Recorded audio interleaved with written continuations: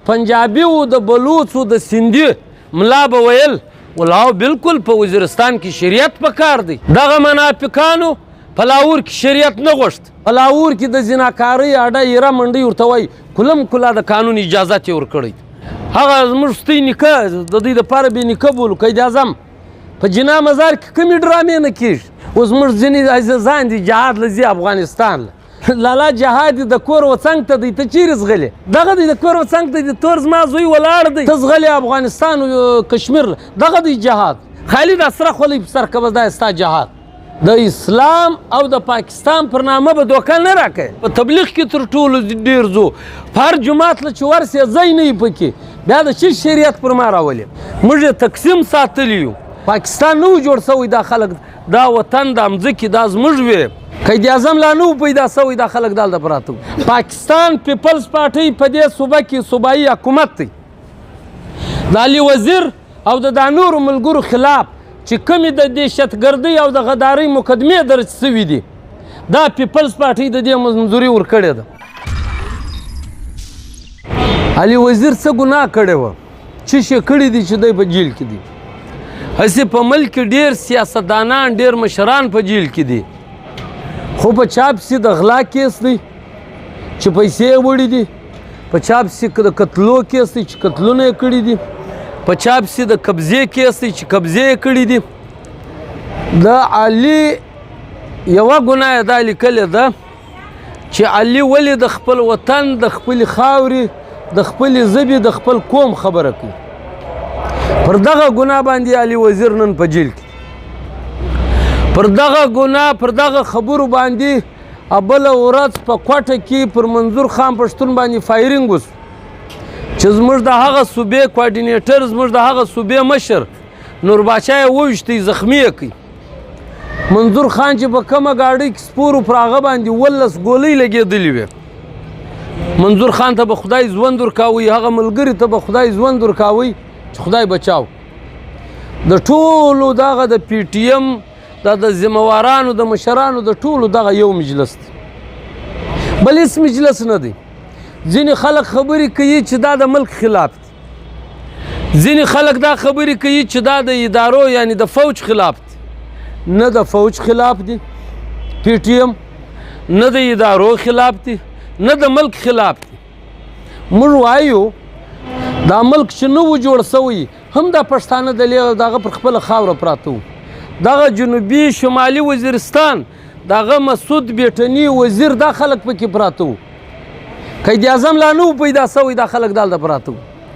په دغه کوټه کې دغه کاکړ د څګزی ترین دا خلک دلته پر خپله مځکه پراته وو. دا په سوات چارسده دا خلک کې دا د بنوڅیان پر خپل بنو کې پراته وو. یوسفزي پر خپل سوات کې پراته وو. دا هر سړی پر خپله مځکه پروت وو. پاکستان نه و جوړ سوی دا خلک دا وطن دا مځکې دا زموږ وې. دا د زراو کالو څه دا مځکې زموږ دي. اوس خبره چیرې خرابه سوه خبره دلته خرابه سوه چې دا ملک جوړ سو. د دا ملک دپاره یو قانون چې دی عین بولي هغه عین چې جوړ سو په 1973 کې چې هغه 1973 هغه آخري عین دغه جوړ سو. په دا کې زموږ پښتانه اوس هم خفه دي چې په دغه عین کې موږ ته ډېر هغه زموږ چې حق جوړیږي هغه شیان یې نه دي راکړي. موږ یې تقسیم ساتلی یو. زموږ وظیفې ته سرکاري دفتري اختیار نه دی ورکړی. زموږ بچیان په خپله پښتو ژبه تعلیم نشي کولی. ډېرې نورې دی خبرې دي. زموږ وسایل زموږ نعمتونه چې خدای موږ ته راکړي دي پر هغه زموږ اختیار نشته. نو داسې ډېر اختلافات تحفظات شته پر دې عین باندې. د هغه باوجوده موږ پښتنو دغه عین منلی. که چیرې موږ د عین نه وای منلی موږ شناختي کارت جوړ کړی دا هر یوه په جیب کې. موږ د بجلۍ بل جمع کوو په دا کې هم ټیکس پر موږ. موږ د ګیس بل جمع کوو. موږ بچیان په اسکولو کې سبق وایي په هغه اسکول کې د پاکستان قومي ترانه وایي زموږ بچیان. موږ عدالت له چې پیشي مې عدالت له ځو په دغه وکیل په دغه جج باندې فیصله کوو. موږ چې یو مسله یې پولیسو له ځو تاڼې له ځو نو ستا هر سیسټم خو موږ منلی دی شناختي کارت مې په جیب کې دی، زنده‌باد درته وایو، قومي ترانه وایو، ټکس جمع کوو، بیا نو څنګه موږ یې نه منو؟ خو منلی مې دی. اوس چې نه منو موږ دی هغه شیانو څخه کټ خوري. موږ چې نه منو موږ ورته وایو موږ ظلم نه منو، موږ زیاتوب نه منو. د اسلام او د پاکستان پر نامه به دوکه نه راکوې چې د پاکستان او د اسلام نوم دې را مخکې کړی دی، ته پر ما ظلم کوې. ظلم نو کم یو دی؟ ظلم دا دی زما او ستا په علاقه کې د اسلام او د شریعت په نامه خلک پیدا کړو. ول موږ شریعت غواړو. بایی زما په وزیرستان، زما په باجوړ کې د چی شریعت غواړي؟ هلته خو الریډي شریعت دی، مسلمانان یو. تر هر چا پښتانه په تبلیغ کې ډیر دي، ورسره ایونډ اجتماع له ورس تر هر چا ډیر دي پښتانه. دا نور به 25 کسان وي، 15 کسان به خالي پښتانه وي. زما په سوات په ګرده باجوړ کې سینما نسته، زما په سوات، زما په باجوړ، زما په وزیرستان کې دی پارک نسته چې ښځه او نر ګډ پکې ناست. بیا د بي ماپ شرابخانې نسته، د زناکارۍ اډې نسته کې. نو ما خوا د شریعت په هر جومات له چې ورسې ځای نه وي پکې، بیا د چی شریعت پر ما راولې؟ خبره دا ده زما او ستا په علاقه کې د شریعت په نامه ډرامه شروع شوه. زما او ستا ملکان، د جرګې ملکان، خانان خلکو را حلال کړو چې په پښتو پوه د جرګې سړی هغه یې رامړ کړي، تعلیم یافته ځوان یې رامړ کړي، سکولونه یې په بومانو راوړاو کړو، مدرسې یې په بومانو راپورته کړلې، په واده و په جنازه کې به م د بم دما کوه. منافقت دلته د موږ سره څه کېدی؟ د پنجابي و، د بلوڅ و، د سندي ملا به ویل ولاو بالکل په وزیرستان کې شریعت پکار دی، صحیح وایي. مګر د منافق په کراچي کې شریعت نه غوښت، دغه منافقانو په لاهور کې شریعت نه غوښت. اوس بیا د بي ماپ ای ماشومان ناست په لاهور کې د زناکارۍ اډه ایره منډۍ ورته وایي کلم کلا د قانون اجازت یې ورکړی. هلته نه مولانا طارق جمیل غږ کوي چې دلته شریعت پکار دی، نه بل پنجابی ملا غږ کوي. په کراچي کې څه نه کېږي؟ هغه زموږ ستی نیکه د دوی دپاره بې نیکه بولو قید اعظم، په جنا مزار کې کومې ډرامې نه کېږي؟ په دا پارکو کې کومې ډرامې نه کېږي؟ په ډیفینس له ورڅه ماخستن د 10 بجو بعد دا نایټ کلبونه یې جوړ کړي دي. ما او تا په خپل کور کې په ګرمۍ کې دومره تروې نه څکو لکه دا خلک چې د شپې شراب څکي. دا هلته پنجابی سندی ملا د شریعت دعوه نه کوي. شریعت دعوه چیرې کوي؟ زما او ستا په علاقه کې. حالانکې دا د شریعت مطلب د دوی نه و. زما او ستا امن یې خرابوي، زما او ستا چې خدای هلته نعمتونه راکړي دي، موږ دوی ناخبره یو. دلته دا طالبان ناست دي. الله پاک چې په قرآن مجید په 28مه سپاره کې په سوره رحمان کې په کومو نعمتو ذکر کړی دی، د هر نعمت ذکر چې کړی دی، دا هر نعمت د پښتانه په وطن کې ستا. ستا په وطن کې ګیس ستا، ستا په وطن کې کرومایټ ستا، سنگ مرمر ستا، پټرول ستا، اوبه لرې، د دغه اوبو بجلی جوړیږي، ګیس لرې، ځنګلونه هغه لرګي، د هغه لرګي ځنګلونه لرې چې په دې ښار کې یو فوټ د هغه لرګي د په 50,000 روپۍ خرڅېږي. دا ستا په وطن کې په اکړو اکړو په سلګونو اکړونو ستا. د دې دا ریاست د دې ظالمانو د دې جابرانو ستا دغه نعمتونه چې خدای درکړي دي دغه یې په سترګو کې ازغی دي. ځکه یې ستا وطن درته سور ورکوي د جهاد په نامه، په کم نامه، په کم نامه. موږ دوی ټول رالو خپل وطن کلی کور پاته، څوک چیرې ولاړو، موږ دوی رالو په کراچي کې. اوس ته خپله سوچ وکړه، د وزیرستان رقم ښایسته وطن، د سوات رقم ښایسته وطن، د کوټې غوندې ښایسته وطن موږ پرېښی دي په دا پیپریو، په جنجال ګوټو، په مچر کالونیو، په دا مچرو کې نه بجلی سته، نه ګیس سته، نه اوبه سته. په دې کې پراته یو. آیا د مستۍ راغلي؟ هغه ښایسته وطنونه خلک پرېږدي چې د ګرمۍ یوه شپه هلته خلک ولکه په 1 کروڑ روپۍ پرېږدي. موږ په دې سره ګرمۍ کې دلته مندې خوندې کشني بچیان دلته راغلي، نه تعلیم سته، نه اوبه سته، نه هسپتال راته سته. اوس نو دلته چې موږ رالو د مجبورۍ څوک ریړۍ چلو، څوک په منډۍ کې کار کوو، څوک هوټل کې کار کوو، څوک مزدوري کوو، څوک چوکیداري کوو، پر دغه دې هم نه پرېږدي. دلته د نن څه 20 کاله مخکې روانوار یې درته پیدا کړی و، بس چې یو سرمایهداره بیا پیدا کړي د هغه زوی بیا پورته کړي، ول 2 کروړه روپۍ راکړئ که د زوی په طالبانو کې پټ کړم. خلکو به پیمنټونه وکړو، په سود بیا پیسې راواخیستې، کورونه بیا ورته خرڅ کړو، د 2 کروړ روپۍ بیا ورپوره کړې چې چا به نه کې ور د هغه بیا زامن بیا یو ځای کړو، 8 کسه بیا پښتانه یو ځای پیدا کړو، سوپراویله بیا بوتو، ډزه ټکان بیا پر وکړو، میډیا بیا راوستله، ول دا د حکیم الله مسعود ډراور و او دا د فلاني کمانډر ډراور و، بس کیسه ختم.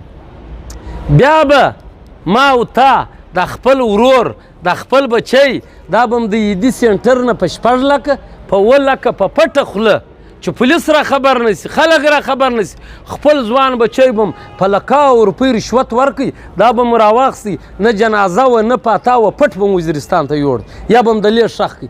دا زما او ستا زندګي وه. اوس نو دا ژوند اوس نو خالي پر دا دې م نه پرېږدي. د شناختي کارډ په نامه به پولیس درله راسي، شناختي کارډ دې کاو، که شناختي کارډ ور ښکاره کړې زما زوی به درته وایي اسپیتو وزیرستان که پته ہے، اسپیتو باجوړ که پته ہے. لالا نو زما پلار خو نه دی را جوړ کړی، خو د هغه ستا پلار را جوړ کړی دی، نادره تا را جوړ کړی دی.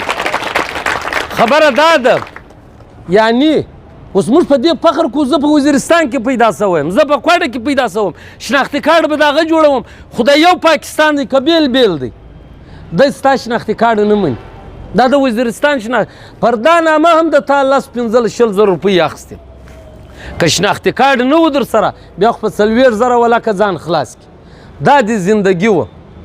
کاروبار هوټل والا به کرسۍ کې پر روډ ولګولې، دی به وراځي 15 زره روپۍ راکوي که کرسۍ پورته کوي، ریړۍ دې نه پرېږدي پر روډ باندې، ډامپره دې نه پرېږدي، یو بل مزدوري ته دې نه پرېږدي. دا رقم ژوند دا موږ ته خپله په ګریوانو کې وګورئ، دا رقم ژوند ورسه پوښتنه وکړه د فلسطین سره اسرائیل قسم دې په خدای که دومره ظلم کوي، په دا کشمیر کې هندوستان دومره ظلم نه ورباندې کوي چې نه وروزګار ته پرېږدي نه وشي ته پرېږدي. هغه ورته دا د پاکستان ډرامې پرېږده، دا نارې مه وه، بس ورته موږ هندوستانیان یو، دا خبرې ومنه هر څه در کوم. موږ د دوی سره هر څه منلي دي، د هغه باوجود دې نه پرېږدي چې خدای نعمتونه در کړي وو هغه یې در څه قبضه کړو، وطن یې در سور اور کوي، د هغه ځای نه یې راپس واخیستې، په کراچۍ کې سور اور یې نه دې پرېږدي. یو روانور 444 پښتانه ځوانان یې شهیدان مړه یې کړو. حکومت هم وایي، د پاکستان ټولې سیاسي پارټیان یې هم مني، وایي و روانور قاتل و. د کراچي پولیس سیند پولیس هم وایي کمیټۍ جوړه سوله، ول و دا قاتل و، د هغه باوجود د چا په پلار کې دا جرأت نشته چې هتکړۍ ور واچوي. اوس د دې په بدل کې نه دی وراچوي، زورور دی، زنده‌باد. موږ نارې ووهو، موږ وایي روانور زموږ قاتل دی، هغه ته هتکړۍ ور اچوي لکه علي وزیر 14 میاشتې به په جیل کې. علي وزیر بله هېڅ خبره نه ده کړې، هغه وایي روانور قاتل دی، ګرفتار یې که، سزا ورکه. 444 انسانان یې شهیدان کړي دي. په وزیرستان او په باجوړ کې د چیک پوسټونه جوړ کړي دي، پر چیک پوسټو بې عزتي مه راکوه، زما بچیان زما خویندې مندې زما سپین ږیري مه ذلیله کوه پر چیک پوسټو. تلاشي وکړه د انسانانو رقم یې وکړه لکه د خلکو د چیکه. دغه په وزیرستان کې دغه بومان دې په مځکه کې پټ کړي دي، د دې صفایي وکړه. نیم وزیرستان لاړی معذوره سو، ګوټ سو، د چا لاسونه نسته، د چا پښې نسته، د چا سترګې نسته.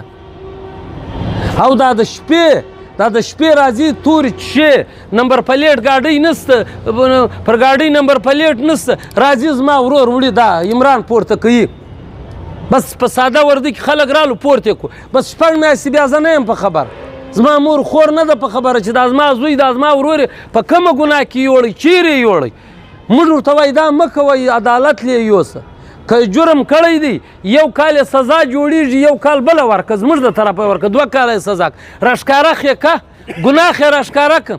زموږ په زراو ځوانان نن ورک دي، د چا بیا د بې ماپ ښځې په نکاحو ناستې دي، اوس هغه ته نه بل واده ورکولی سو، دی ورک دی، هېڅ پته یې نسته. بس په ساده شو دا غیر لا قانونیت مه کوه. علي وزیر صرف دا خبرې کوي. اني پښتون دغه خبره کوي، اویس ابدال دغه خبرې کوي. د دا خبرو پر بنیاد دا سړی په زور 14مه میاشته، دا بل 1.5 کال کېږي، دا بل 2 کاله کېږي په جیلو کې پراته دي. اوس دا ریاست د دې حکومت خو دغه دی چې د ما او د تا سره دغه ظلمونه کړي دي په دا 83 کاله کې. اوس به نو ما او تا په خپل ګریوان کې ګورو چې ما او تا له څه کول پکار دي. آیا اوس 2 لارې دي. یوه لار دا ده چې دا 83 کاله چې م سره کم تیر کړي دي، آیا د هغه رقم زندګي تیرو؟ دغسې به سرتورسري بې عزتي، سپین ږیري پلار و نیکه به م بې عزتي، ځوانان به م دغی ذلیلئ، خلک به سرونه پرې کوي، دغی په ضلالت ژوند تیرو. یوه بله لار ده د عزت و د غیرت لار. کم هغه لار خوښه ده. اوس خو دنیا پر دې کانې ده، پر دې نتیجه رسېدلې ده چې د عزت و د غیرت ژوند، شریعت هم خوښوي، قانون هم خوښوي، انسانان هم خوښوي چې هر انسان دا حق لري. موږ پښتانه موږ هم دا حق لرو چې زما بچی ښه تعلیم وکړي، زما پلار ښه په عزت، زما سرتورسر هم لکه د نورو قومو سرتورسري زما هم په عزت، زما هم خپله مزدوري په جګه غاړه مزدوري کوم، څوک په سپک نه راته ګوري. دا زموږ خوښه ده. اوس نو د الله پاک لار دا ده. الله پاک وایي، د نبی صلی الله علیه وسلم د حدیث مبارک مفهوم دی، وای په دنیا کې افضل ترین جهاد دا دی. افضل ترین جهاد یعنی در هر قسم جهاد، غټ جهاد چې د وخت ظالم حکمران ته سپین او صفا خبره وکړي. ونو موږ ته په خپلو ګریوانو کې ګورو چې دا وخت ظالم حکمران څوک دی، څوک پر موږ ظلم کوي، یا هغه ته موږ سپینه خبره کړې ده که نه ده کړې، کوو که نه کوو. اوس موږ ځینې عزیزان دي جهاد له ځي افغانستان له، څوک و کشمیر ته د ټینګېدو وتلي دي، و هندوان نه پرېږدو. لالا جهاد د کور و څنګ ته دی، ته چیرې ځغلې؟ دغه دی د کور و څنګ ته دی، تور زما زوی ولاړ دی، هم دې بې ادبي ماپ سرتورسر یې در بې عزته کوي، هم دې ځوان در بې عزته کوي، نه دې کاروبار ته پرېږدي، یوه شي ته دې نه پرېږدي، ته ځغلې افغانستان و کشمیر. دغه دی جهاد. ودرېږه، تکړه سه. خالد اسره خولۍ په سر که دا ستا جهاد. خالد اسره خولۍ معنا ده خالد ځان ښکاره که چې زه د ظلم خلاف یم. مه کوه توپک. موږ نه درته وایو چې توپک راواخ، توپک موږ نه راخو، موږ توپک نه راخو. خالي خبره کوو چې د ما سره دا ادارې ظلم کوي، زیاتوب را سره کوي.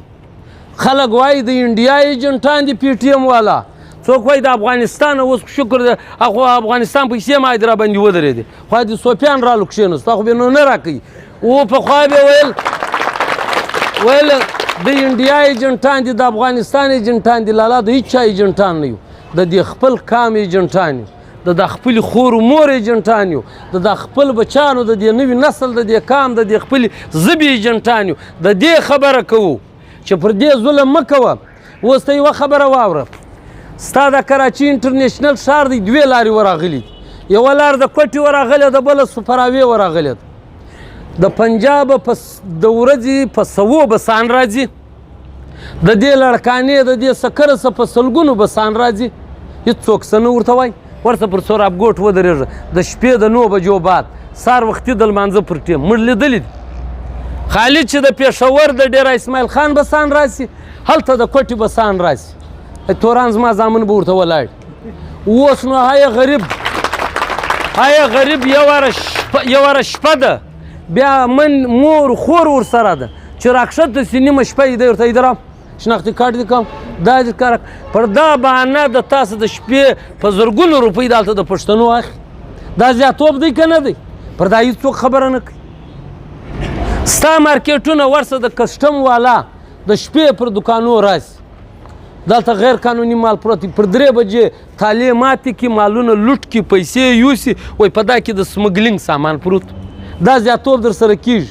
ریډیان والا هره ورځ په صدر کې زموږ پښتانه پولیس یې ټکوي، بتام جناخي د هغه باوجود یې وییم باید دا د غلامۍ ژوند تر کومه پورې پکار دی.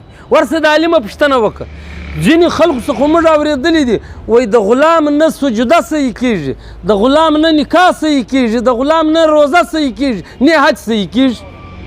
موږ د هر چا په تبلیغ کې ډېر ځو، تر چا په تبلیغ کې ډېر ځو دا لمونځ وایو دا د کلمه وایو چې لا اله الا الله محمد رسول الله د دې کلمې څه مطلب دی دا مطلب یې خالی نه دی چې الله یو دی محمد رسول الله صلی الله علیه وسلم د خدای آخري پیغمبر دی په دا کلمې کې موږ د الله پاک سره وعده کړې ده چې یا لاس دا ژوند به زه ستا د حکم او د نبي صلی الله علیه و آله وسلم په طریقه تېروم د الله حکم او د نبي علیه السلام طریقه څه شته د هغه طریقه دا ده چې پر تا څوک ظلم کوي ورته ودرېږه عالمان خلک وایي په ورځ د آخرت به الله پاک ظالم د ګریوانه ونیسي سایډ ته یې ودروي مظلوم د ګریوانه ونیسي را مخکې کړي چې ولې پر تا چې ظلم کېدی دا ظالم چې پر تا په دنیا کې ظلم کاوی تا ته خو ما دوې سترګې در کړې وې موټې مې در کړې وې عقل مې در کړی و که تا نور کوی سو که دې نسو کولی بغاوت خو به دې کوی تا بغاوت ولې نه کوی نو موږ توی دومره غټ قوم یو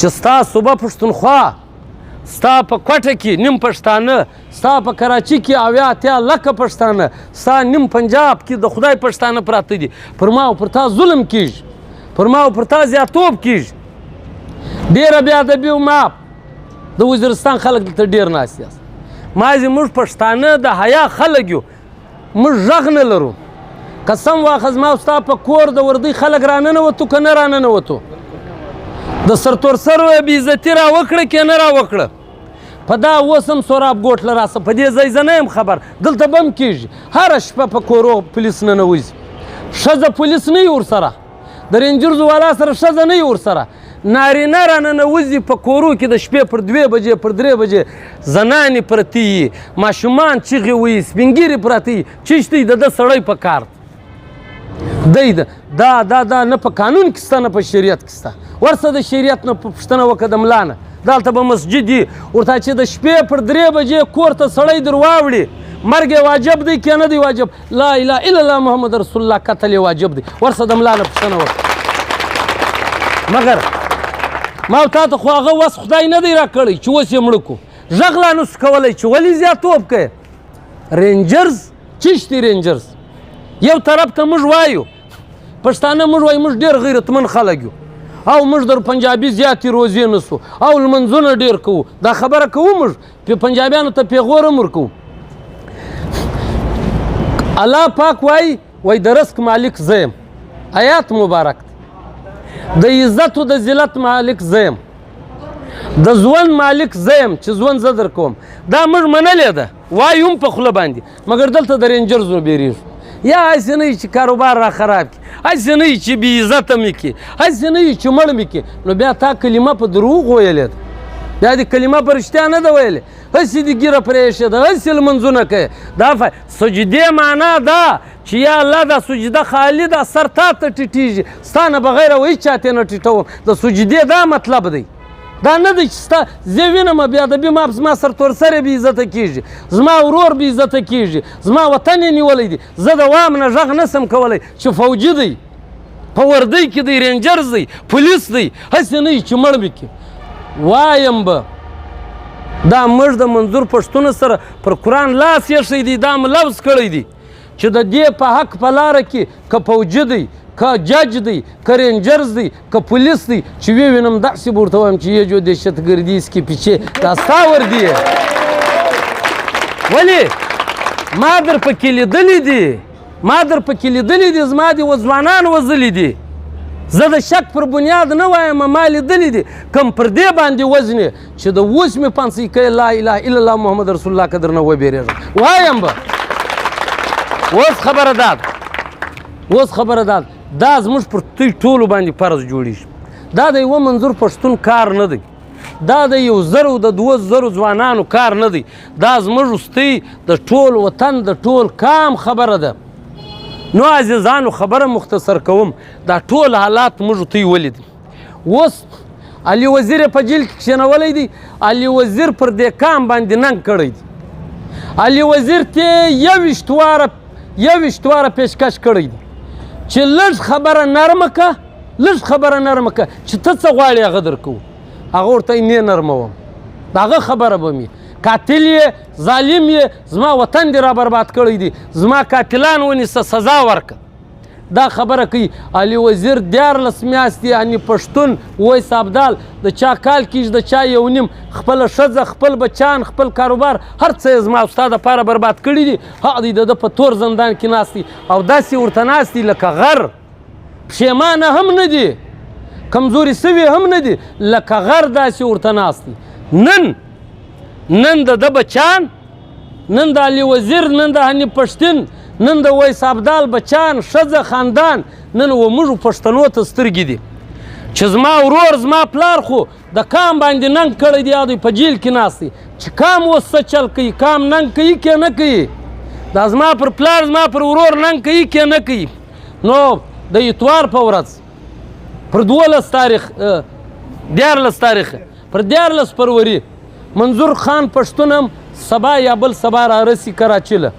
د واڼه څخه خلک را روان دي نور د جنوبي وزیرستان څخه خلک را روان دي د کوټې خلک را روان دي د چارسدې پېښوره پښتانه را روان دي د سوراب ګوټه څه د الاسیپه څه مالک هغه وټله څه پر 2 بجې روانېږو منظور پښتون به د مخې موږ پښتانه به په پسې یو سیده ځو سیند اسمبلۍ له سیند اسمبلۍ په دې ځو ځینې خلک به پوښتنه کوي چې نو سیند اسمبلۍ څه کوي پاکستان پیپلز پارټۍ په دې صوبه کې صوبایي حکومت دی د علي وزیر او د نورو ملګرو خلاف چې کومې د دهشتګردۍ او د غدارۍ مقدمې درج سوي دي دا پیپلز پارټۍ د دې منظوري ورکړې ده دا پیپلز پارټۍ منظوري ورکړې ده نو موږ ځکه سیند اسمبلۍ له روان یو چې ته خو یو جمهوري پارټۍ یې ستا په پارټۍ کې خو زموږ پښتانه پکښې دي خو سټا ووټ مو درکړی دی دا زموږ نیم پښتانه ستا په پارټۍ کې پکښې دي موږ بېنظیره شهیده بولو